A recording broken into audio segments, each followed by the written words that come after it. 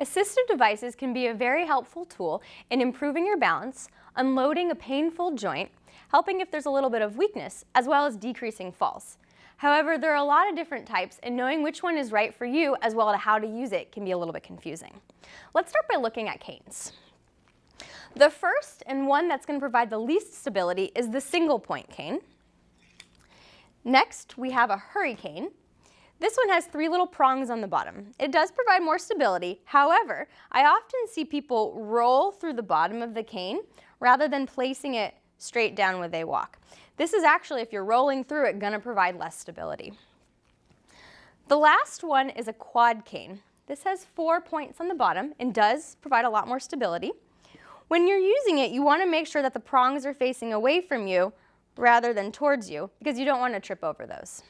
When using a cane, you want to have it on the opposite side of the body that is either painful or weak. So for example, if my left hip was hurting me, I would hold the cane on the right side of my body. I'm first going to bring the cane forward, then my affected leg, which is my left leg, and then my right leg.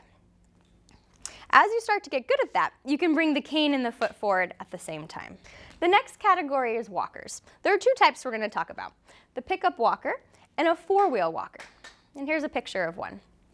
I'm going to demonstrate how to use the walker with the pickup walker. At all times, I want to make sure I'm standing up straight and I'm inside the walker. I don't want to be walking with it out here.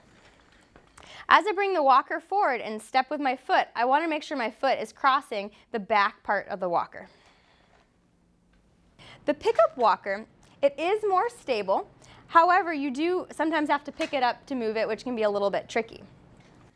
The 4-wheel walker is more mobile. However, it is a little bit less stable. It does come with a seat, but you want to make sure to not actually sit on the seat, because I have seen people fall backwards and hit their heads. So we want to make sure we're safe. Adjusting the height of an assisted device is actually pretty easy, and it's going to be the same for a walker or a cane. Standing up straight with my arms down by my sides, I want to make sure the height of the handle is hitting these little wrist bones here. So this assistive device is actually the right height for me.